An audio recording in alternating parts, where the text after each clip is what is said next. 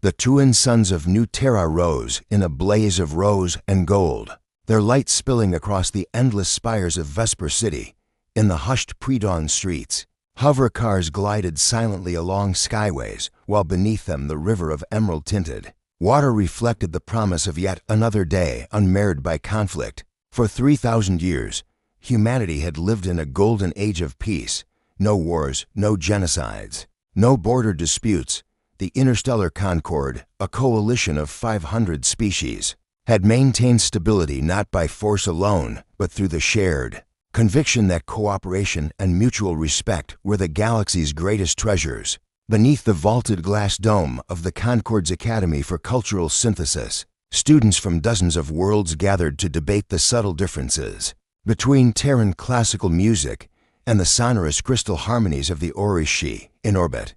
The Starship Arcadium flagship of the Peacekeepers performed routine patrols, ensuring that no pirate flotilla or rogue asteroid miners threatened the trade routes that linked the core worlds. And on New Terra itself, families strolled through botanical gardens where genetically engineered flora bloomed in impossible hues, lavender trees whose trunks spiraled like DNA, orchids that glowed softly in the night, and ground cover vines that shifted color with the passing hours.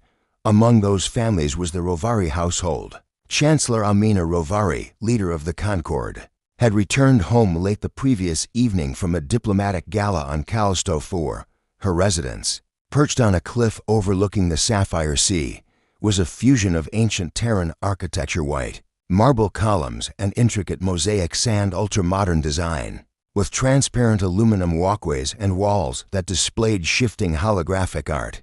Amina barely slept. Her dreams were still filled with the smoky corridors of the Concord's Grand Forum, the low hum of negotiations with the Keth delegates, and the ever-present weight of responsibility. Yet when the first rays of sunlight touched her face, she rose with her usual grace. She dressed quickly, selecting a simple white tunic that bore the emblem of humanity, a stylized phoenix, and joined her daughter, 6-year-old Leah, in the sunlit breakfast atrium.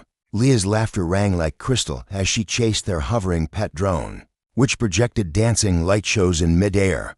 For a moment, Amina allowed herself to breathe deeply, letting the serenity of the morning fill her with hope. At 7:42 local time, the first alarm blazed across every communication channel in human space, an unencrypted distress beacon broadcast from Vesper City's outer ring. It was not tagged with any standard Concord encryption, nor was it signed with any known serial identifiers. Yet its urgency was unmistakable. Intruder alert.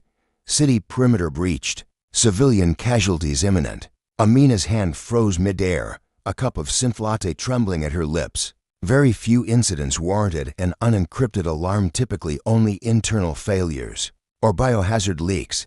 Foreign military incursions, even accidental ones, were routed through the Concord's secure channels. This was different. Within minutes, the city's defense grid lit up like constellations gone mad. Magnetic barriers flared into existence around the lower city, cutting off pedestrian zones. Emergency lighting bathed the streets in soft amber. Leah looked at her mother, eyes wide. "Mama, what's happening?" "Stay here," Amina said, her voice calm though her mind raced. She pressed a holo button on the table. The wall screen glowed to life with feeds from orbital sensors. Dozens of unidentified vessels, sleek, obsidian-hued dreadnoughts, had materialized at zero vector in the high orbit above Vesper. Their shapes were angular, almost crystalline. Unlike any ship she'd ever seen, no Concord registry matched their signatures. She tapped a secure channel.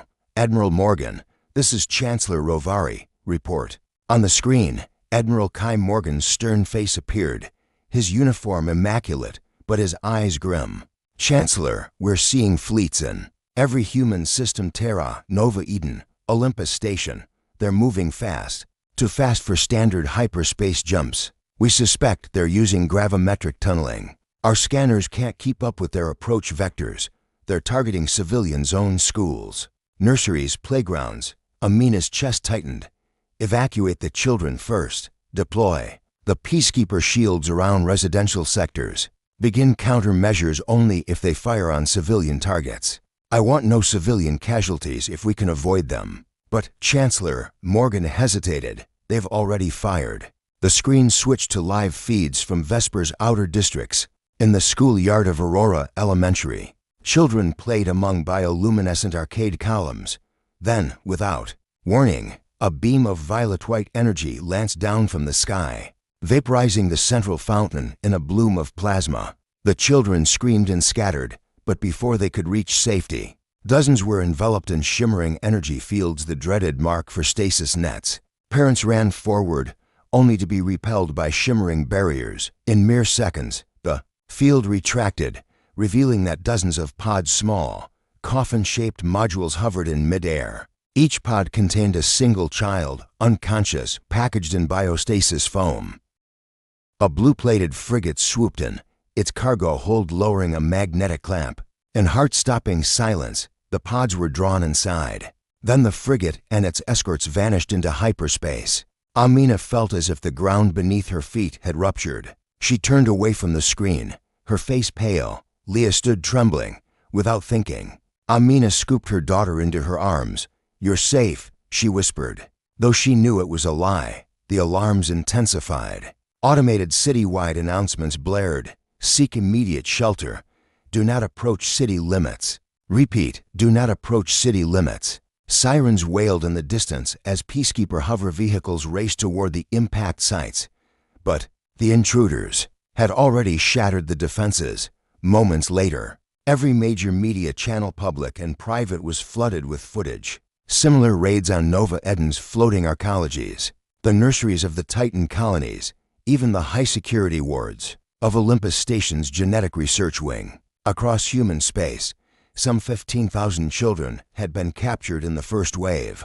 Among them were the children of prominent scientists, those working on next-generation terraforming nanets, on neural convergence research, on quantum fold drives, and a selection of genetically unique individuals, many born with latent empathic or psionic abilities that had set them apart since birth. The purpose of this raid was clear: sow terror, fracture morale, and strike at the future itself. Within half an hour, the Concord's emergency summit was convened via secure quantum hololink. Ambassadorial delegations from the Sidra, the Hunkai, the Velmer Collective, and a dozen others appeared around the virtual round table. The Iketh creatures of moth-like aspect, whose political neutrality had been indispensable, sat in silence, their multifaceted eyes reflecting the horror in every human delegate's face. "I will not mince words," Amina began, her voice steady though every cell in her body trembled. "This is an act of war. The Malkar sovereignty has declared that our children are theirs to experiment upon, to weaponize, or to hold as leverage. They have violated every principle of the peace accords." She paused, letting her words sink in. 3,000 years of peace, and today, murmurs rippled through the assembly. Some delegates blinked in shock. Others shared grim nods. The Velmer ambassador, an ex-warrior with scales like burnished bronze, leaned forward. "We must temper our response. The Concord's purpose is peace. If we retaliate with overwhelming force, we risk igniting a full-scale conflict that could consume countless lives." Amina lifted a slender hand. "I understand your concerns, Ambassador Kda. But if we show weakness now, if we allow the Malkar to get away with abducting innocent children, we betray not only humanity, but the very foundation of this union. Our covenant is built on mutual security. We cannot ask our citizens to remain safe while we stand by as terrorists state-sponsored. Terrorists, in this case, harm the most vulnerable among us." The Iketh delegate, draped in veil-like membranes, spoke then, her voice like rustling silk. "We have lived in peace for longer than recorded human history. Yet peace is not an immutable state, it is an active choice, enforced by vigilance. If the sovereignty believes they can test our resolve without consequence, they will continue until they are stopped." Silence fell. In that pregnant pause, the delegates understood. The blade had been drawn. The defense protocols, once hidden behind layers of bureaucracy, would now be unleashed. The peacekeepers' ships, long relegated to patrol and humanitarian missions, would be refitted for war. Weaponized shields once ceremonially displayed only in parades would envelop civilian worlds, their generators recalibrated for high-intensity combat. And most devastating of all, humanity itself would stand at the forefront of the salvo. When the summit adjourned, Amina returned to her private quarters. Leah sat on the edge of her bed, clutching a stuffed holo bear, its fur flecked with projected stars. "Will they come back, Mama?" she asked, voice small and fear-laden. Amina knelt before her daughter and held her close. "We will bring every one of them home," she promised, voice cracking. "No matter where they are, no matter what it takes. I swear it." But even as she spoke, doubts gnawed at her resolve. What if the Malkar sovereignty answered with doomsday weapons? What if, in ripping the mask off this seemingly benign empire, they awakened horrors that had long slumbered in the void beyond Concord space? Could a civilization that had never truly waged war withstand the crucible that now beckoned? Above them, through the wide arched window, the sky began to glint with the first lasers of defensive batteries. Ready to engage any further incursions, the hum of the city shifted. The lullaby of peace replaced by the throbbing heartbeat of battle preparation. In the hushed darkness of her chamber, Amina Rovari closed her eyes and steeled her heart. The horizon had shattered now. It was her duty to piece it back together, or see humanity's star extinguished in flame. The age of peace was over. The war for the future had begun. The hallowed halls of the Concord's Grand Forum, carved from moonlit marble on Calliope Station, had never known such tension. Sunlightor, its station generated equivalent glinted off polished columns, and the crystal chandeliers that hung like constellations overhead. Yet amid that beauty, voices thundered and hearts pounded. For the very foundations of the 3,000-year peace were fracturing before every startled gaze. Amina Rovari entered behind her security detail, her white robes sweeping like a banner of resolve. Flanked by ambassadors of dozens of species, some weeping, some furious, she ascended the dais, her every step echoing. At her side stood Admiral Kai Morgan, his uniform streaked with ash from distant battlefields, his jaw set like forged steel. In that instant, the legend of the peacekeepers collided with the grim reality of war. "Hear me," Amina called, voice clear. Silence fell like a velvet curtain. "The Malkar sovereignty has stolen our children, our future. They have declared war on innocence itself. 3,000 years of peace must now give way to justice." A murmur rippled through the council. The Velmer ambassador slithered forward, her amber eyes flashing. "Chancellor, we must not rush to arms. War begets only war. We have mechanisms for negotiation, for arbitration." Amina lifted a gloved hand. "Negotiation requires both parties to negotiate." The Malkar fleet struck without warning, without heed to any treaty. Their vessels fired on nurseries, breached every convention. There's nothing left to arbitrate. From the back row, the Kef delegate rose, her myriad limbs curling in a gesture both regal and mournful. "The sovereignty's acts are barbaric, yet to enter full conflict, to marshal weapons of mass destruction, risks the very concord we cherish, Admiral." Morgan's deep voice cut through the tension. "With respect, Ambassador, we are already in conflict. Every stolen child, every vaporized playground is an act of aggression. If we do nothing, we surrender our security and invite further atrocities." He let the words hang. "Then, human scientists report that the Malkar intend to perform inhumane experiments, bioweapon trials on our children. We cannot wait for them to finish. We must strike now, with precision and force." A new tension cracked the air, like a fault line shifting underfoot. Some delegations exchanged anxious looks, others steeled themselves. In the flickering gallery, refugees from the outer colonies wept quietly, mothers whose children remained missing, fathers whose stasis bay blueprints offered no comfort. The council president, a stooped elder of the Hankai with jade-green scales, rapped his staff thrice. "Proposals?" he intoned. One by one, envoys rose. The Terran speaker demanded full military mobilization, dreadnoughts, drop ships, plasma bombardment. The Orishi proposed deploying peace envoys to open clandestine backchannels. The Sidra insisted on sabotage teams to cripple the Malkar stasis net projectors. The Velmer urged caution.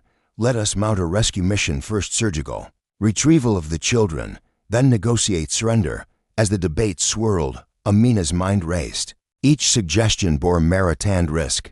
Her glance flicked to Admiral Morgan, whose steady gaze seemed to say, "We know what we must do." Yet to lead only with firepower risked civilian lives. To attempt diplomacy risked losing the children forever. She reached for the holographic console before her and activated the Concord Offensive Directive. A translucent map of the Malkar S star systems bloomed in pale blue light, each node pulsing with strategic data. "I propose a two-phase operation," she declared. Phase 1, a precision rescue. Elite Peacekeeper raiders will infiltrate Citadel Pharaohs, liberate the children, and withdraw before the sovereignty can retaliate. Phase 2, if the raiders succeed, we will offer the Malkar sovereignty safe passage and reparations in exchange for the cessation of hostilities. If they refuse, Phase 3, full military engagement to dismantle their capacity for such atrocities. A hush followed. Then the Velmer ambassador inclined her head, a measured response.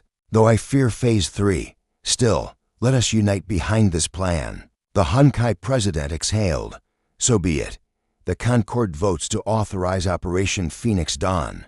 Applause rang out, hesitant at first, then with growing fervor. The Peacekeepers' battle hymn, long dormant except in ceremonial observances, filled the chamber as holographic projectors painted scenes of rescue. Starfighters streaking through wormholes, stealth frigates cloaked against detection, armored dropships lowering under plasma fire to ruptured biostasis vaults. Outside, the galaxy quivered on the brink. Shipyards accelerated production on Sul-class frigates and Macker heavy cruisers. Academies repurposed lecture halls into strategy rooms where tacticians and xenobiologists pored over schematics of the Malkar S stasis technology. Geneticists worked alongside Marines, evaluating the children's vitals and planning emergency triage. Across human space, rallies erupted. Whole populations volunteered for support roles, from medical teams to intelligence analysts. Back in her quarters on Calliope Station, Amina gazed at a wall of portraits, leaders of the Concord through the ages, from the philosopher kings of Terra's early era to the pioneer governors of Mars. Their silent eyes seemed to ask, "Is this who we are?" She turned to Leah's holoportrait on her desk, her daughter's cherubic smile frozen and radiant. Stasis. A twist of guilt knotted her stomach. Leah could have been among the stolen had she been elsewhere. A knock at the door broke her reverie. Admiral Morgan entered, carrying a data slate. Phase 1 assets are ready. Raiders have boarded the stealth frigate Vigilant. We depart for Citadel Pharaohs in 3 hours. Amina nodded. "May fortune favor the brave." She swallowed hard. "And may we reclaim our children." Morgan hesitated. "Chancellor, one more thing you should be aware. Intelligence suggests the Malkar have aligned, at least temporarily, with a rogue faction of the Krylon Syndicate. They're supplying cloak and dagger specialists, mercenaries adept at subverting security grids." Amina's heart clenched. "They intend to fortify their prisons." "They do," he confirmed. "We'll need to disable their allied perimeter defenses. Rogue teams of electronic warfare specialists are already prepping." She straightened. "Then let us give them no quarter. For every one of our children they hold, we will repay tenfold in mercy." She paused, then added, softly, "But only if they release the innocent." Together, they turned to the viewport overlooking the vast expanse of interstellar traffic fleets assembling, carriers bristling with fighters, hospital ships at the ready. Behind them, the Grand Forum's chamber doors sealed with a resonant thud, marking the end of deliberation and the dawn of action. Somewhere, deep in the uncharted reaches of Malkar space, the stolen children dreamed in cold, silent pods. Ahead lay firestorms, half-forgotten weapons, and the crucible of war. Yet humanity moved as one, for justice, for protection, and for the hope that even in this darkest hour, the light of peace might yet be rekindled. The breaking of the peace was complete, and now the reckoning must begin. The Perseus sector lay before the assembled Concord fleet like an ocean of midnight, its inky depths speckled with the distant glimmer of uncharted stars. Under the silver banners of the interstellar Concord, dreadnoughts and cruisers formed, a crescent around the Malkar staging world, Citadel Pharaohs of vast, ironclad planet fortified by orbital rings of kinetic cannons and energy turrets. In the command bridge of the flagship Aurora's Vow, Admiral Kai Morgan stood before the holomap, every line and vector a threat to the stolen children he had sworn to rescue. Status report. He murmured, voice low but resonant over the hum of grav engines. Fleet is in position, replied Commander Janelle Reyes, her violet eyes reflecting the swirling blue hologram. Phase 1 launch corridors are locked. Stealth frigates Vigilant and Spectre have cloaked and slipped past. The perimeter pickets. Electronic warfare pods are online and pulses scheduled to disable orbital's targeting arrays. In T-minus 45 seconds, Morgan inclined his head. Good. Naval squadrons. Prepare plasma volleys on my mark. Once the grids flicker, our fighters dive into the breach. Raiders, coordinate with ground teams. We have 45 minutes before the Sovereignty's reinforcements arrive. Below decks, the atmospherics officer logged the last power reroutes to the emergency medical base space to accommodate up to 2,000 rescued children in cryo-revival. In the hydroponic corridor, engineers secured grav tethers to supply the dropping drop pods. Every element had been rehearsed for months, every moment now counted.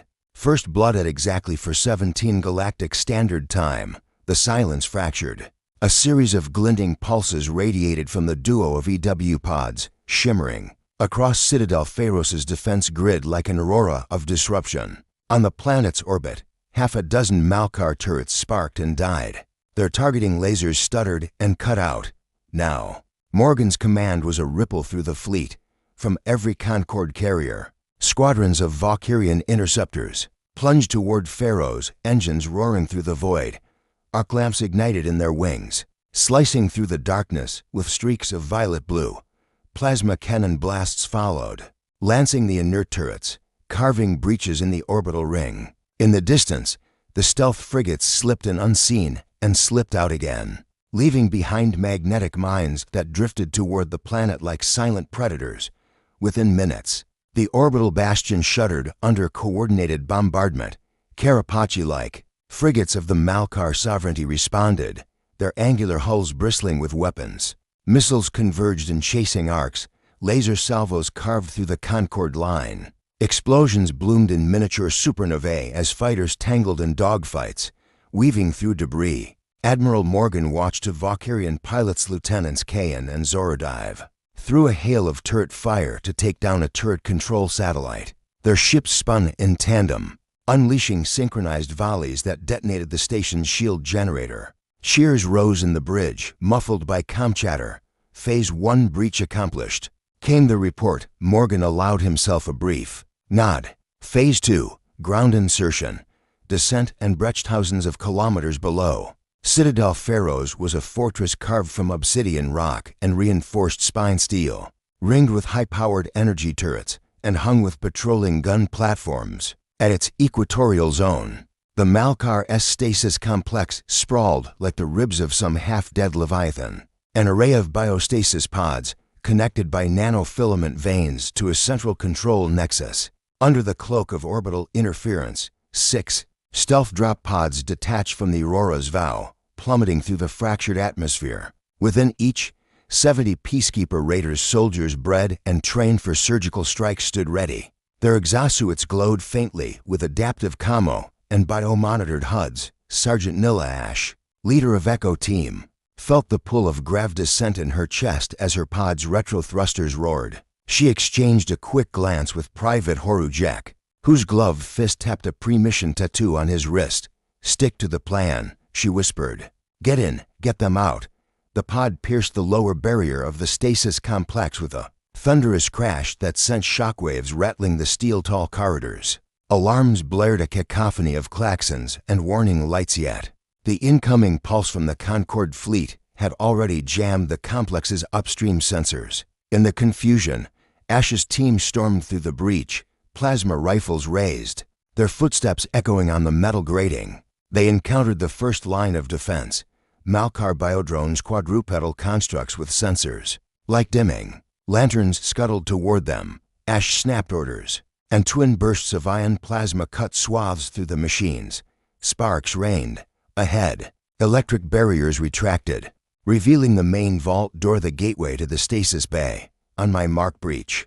Charge to the lock assembly, Ash intoned. Her tech specialist, Corporal Irvy, planted the micro-explosive while the rest formed a perimeter. With a muffled thump, the charge detonated, and the massive door lurched open.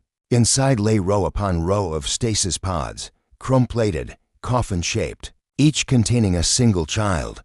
Their still forms floated in cryogel, eyes closed in frozen dreams. A hush fell over the raiders as they processed the site innocents trapped in mechanical cocoons. Targets of unthinkable experiments, Echo Team, proceed to evacuation point, Ash ordered. Voice tight, Dr. Lena's med units will handle. Revival, despair, and defiancy at the far end of the corridor. Dr. Lee now waited with a team of xenobiologists and medroids. Her daughter's pod was among the first. Lena dropped to one knee by the central panel and began override protocols. Her fingers dancing across HOLO-controls. Suddenly, the lights dimmed. A red strip of light blinked at the Nexus terminal.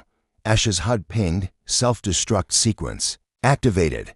A countdown 10 minutes.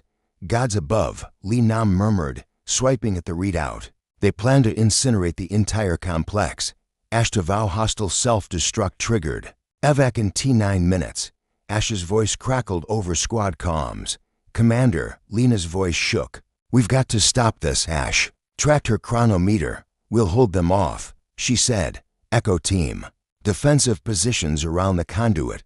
Irvy, override the sequence. Next to the conduit. The override console was encased in matte black armor plating. Irvy crouched. To access the back panel. Wires snaking toward the central AI core. The rest of the team formed a tight arc, plasma rifles at the ready. Outside, the resonant thuds of Malkar reinforcements pounding at bulkhead doors grew louder. On the orbital map, Admiral Morgan watched the clock at command, 9 minutes before station destruction. He keyed his comm link. Raider command status, Ash. Here came her calm reply. We're pinned. Malkar mercenaries have breached from the south wing. 2 minutes until self-destruct. Morgan's mind raced. Full-scale orbital bombardment would obliterate the complex children inside. Hold position. He ordered. Initiate point-blank EMP charge. Should scramble the self-destruct electronics without destroying the pods, understood. Ash answered. But we need time. Back in the med bay. Lena guided her team as they linked medroids to life support conduits beneath each pod. Bring them back, she whispered, tears in her eyes. Please. Sacrifice and salvation outside the stasis vault. Echo Team fought a desperate rearguard action. Malkar shock troopers, their blades humming with lethal energy, burst through the thrust doors in waves, each raider, adorned in sleek armor, moved with choreographed precision. Plasma blasts punctuated the air, clattering against the alien troopers' shields. Two raiders fell, felled by bladed bayonets. Ash felt the sting of loss and the fury that followed. She rallied her squad. Hold the line, for the children. They redoubled their efforts, pushing the enemies back toward the corridors. In trance, below them, Irvy's override protocol flickered with errors. His fingers flew over the interface as sparks danced where wires had to be fused under pressure. 6 minutes remained on the clock. In orbit, Morgan authorized the EMP salvo. Light them up, he said. Seconds later, a sphere of shimmering energy emanated from the Aurora's vow, expanding outward faster than sound. On the holomap, red nodes representing the complex's electronic systems blinked out. Back inside, Irvy's HUD glowed green. Override complete, shutting down sequence. He collapsed against the armor plating, breathing heavily. A shriek of klaxons died abruptly. The bulkheads trembled and then remained still. 2 minutes past the 6-minute mark, but the countdown had stopped. Ash exhaled. We did it. She keyed the comm. Command that was phased to success. Breach sequence disabled. Morgan allowed himself a grim smile. Outstanding work. Commence immediate extraction. Evacuation and aftermath with the self-destruct dormant. Echo Team ushered the med units and children toward the breach. Dr. Li Nam monitored each kiosk, administering cryogel neutralizers to thaw the children in graduated pulses. Pods hissed open, one by one. Small faces emerged into the stark light, eyes fluttering with confusion and fear. Li Na cradled a trembling boy. His lip quivered as tears leaked free. "It's okay," she soothed. "You're safe now." He clung to her, fingers gripping her uniform. Outside, drop shuttles descended from cloaked cruisers, hovering mere meters above the cratered courtyard. Echo Team shepherded the children aboard as Malkar reinforcements swarmed the rim. Admiral Morgan's battlecruisers rained plasma glass down on pursuing forces, carving a protection ring around the extraction zone. Sergeant Ash watched the last shuttle lift away, her team waving as it disappeared into the sky. Then she turned back to the vault. 2 of her raiders lay wounded. She knelt beside them, activating their med droids. They would survive, but the cost had been steep. Within 10 minutes, every shuttle had launched. The complex lay silent once more, its horrors intact, but its captives gone. Victory's bitter edge in deep orbit, the Concorde fleet regrouped. Medical frigates tethered to the rescued children's transports. Grav drives hummed as they prepared the jump back to human space. Admiral Morgan stood on the bridge of the Aurora's Vow. Hollow shadows of children's faces flickering on the screen before him, faces he had freed from the jaws of tyranny. Yet his heart was heavy. Over 40 peacekeepers had fallen. Scores more were wounded. Down on Citadel Pharaohs, the war continued even as they withdrew. The sovereignty would not relent. They had been humiliated, and now redoubled in fury. A crash of footsteps announced Dr. Lena's arrival. She stood beside Morgan, wiping a smear of cryogel from her cheek. In her arms, her daughter Leah, saved by fate, and science slept fitfully in a recovery cradle. "Admiral," she said softly. "Thank you." Morgan looked at the sleeping child. "It was our honor. Doctor, all of humanity's honor." She met his gaze. Grief and relief mingled in her eyes. "We've gotten them back. But how many more are out there?" His jaw tightened. "We don't know. But we will find them and we will bring them home." Around them, the fleet's engines flared into life. In moments, they would slip from Malkar space and set a course back to the core worlds. Behind them remained a shattered fortress, a stinging rebuke to the peace accords and a sovereignty thirsting for vengeance. Ahead lay the next battle, and beyond it, the final reckoning. Chapter 3 of this war among the stars had ended in rescue and ruin alike. The stolen children slept in their mothers' arms. The battered peacekeepers prayed for rest, and the galaxy held its breath for what would come next. The Concorde flagship Aurora's Vow blinked into hyperspace with its precious cargo. Over 15,000 children newly freed from Malkar stasis. As the familiar stars of human-controlled sectors shimmered into view, relief rippled through every deck. Medical frigates flanked the convoy, their biobays humming with energy as xenobiologists monitored the children's vital signs. Recovery pods glowed gently, each one a promise of new life. Reunions and reckonings at New Terra's orbital port. Thousands gathered to welcome the flotilla home. Families in white robes pressed against transparent aluminum barriers, tears glinting in the crowd's ambient glow. When the landing throats sealed and the airlocks hissed open, a tide of survivors poured down the gangways. Children pale and shaking, yet wide-eyed with wonder, ran into waiting arms. Mothers let out cries that echoed through the hangar. Fathers knelt in gratitude, brushing away tears as their little ones clung to them. In the center of the crowd stood Chancellor Amina Rovari, flanked by Admiral Morgan and Dr. Li Na. Leah, Amina's daughter, darted forward with her holo-bear clutched close when Amina scooped her into her arms. A hush fell, an image broadcast across every world.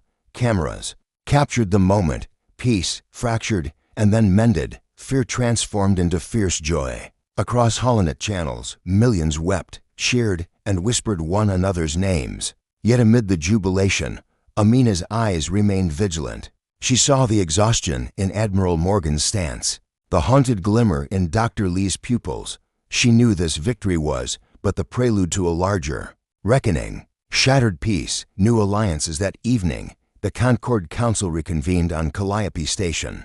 The chamber, still scarred from hurried fortifications, now echoed with notes of hope and determination. Delegates from dozens of species stood shoulder to shoulder, their expressions grave yet resolute. The retrieval of our children was a triumph, Amina began. But make no mistake, the sovereignty remains a threat to every world that values life and liberty. She projected holographed images of Malkar gulags, each pod a testament to cruelty. Our rescue was surgical. Their defeat awaits nothing. Les, the Velmer ambassador, her bronze-scaled form dignified, spoke first. We pledge our fleets and our resources. The benefit we share must be more than medical stations. Let us build joint research academies to safeguard against any future misuse of biostasis technologies. The Sidra delegate, whose crystalline wings fluttered, added, we will open our data banks to study the sovereignty's gravimetric tunneling and stasis nets so that no power hostile or otherwise can wield these weapons unchecked. Even the normally reserved Ekath representative nodded in agreement. Vigilance is peace made manifest. She said, we must stand united as guardians of the innocent. Thus was born the Treaty of Aurora's Dawn, a Concord-wide pact to share military intelligence, to regulate experimental biotechnologies, and to co-develop early warning systems across every major hyperspace corridor. For the first time in over a millennium, the Concord's purpose expanded, not merely to maintain peace, but to actively prevent the corruption of scientific progress. Reconstruction and remembrance on New Terra. Reconstruction began at dawn. The once gleaming playgrounds of Vesper City were now memorial gardens. Artists from across the galaxy contributed sculptures, windswept steel monuments, shaped like outstretched hands, crystalline towers inscribed with the names of the rescued. In the Reflection Plaza, a holographic fountain cycling through images of smiling children played beneath wine chimes that whispered in dozens of languages, a lullaby for a future safeguarded. Dr. Lee now opened the first Concord Memorial Academy on Nova Eden. Its inaugural lecture halls taught both the technical details of the Malkar stasis research and the ethical imperatives of bioengineering. Survivors, including several who had endured the pods for weeks, spoke of their experiences. Their testimonies became mandatory studies for scientists, soldiers, and diplomats alike. Admiral Morgan oversaw the refit of the peacekeeper fleets. Ships once configured solely for ceremonial patrols were upgraded with advanced defensive arrays, non-lethal deterrence, and rapid deployment rescue bays. Training programs emphasized humanitarian response as much as combat tactics because the greatest strength, he believed, lay in the capacity to heal as well as to strike. Personal reckonings late at night, in a private alcove aboard the Aurora's Vow. Morgan and Amina stood before the viewport. Stars drifted by like silent witnesses. You carried the weight of millions on your shoulders, Amina said softly. How do you find peace now? Morgan's gaze remained on the void. Peace is no longer a given. He replied, it's something we must fight for every day through sacrifice and vigilance. But knowing the children are safe, that brings me closer than I've felt in years. Amina nodded, placing a hand on his arm.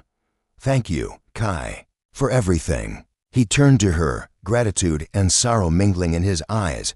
I only did what any commander would. It was your resolve that led us here. She managed a small smile.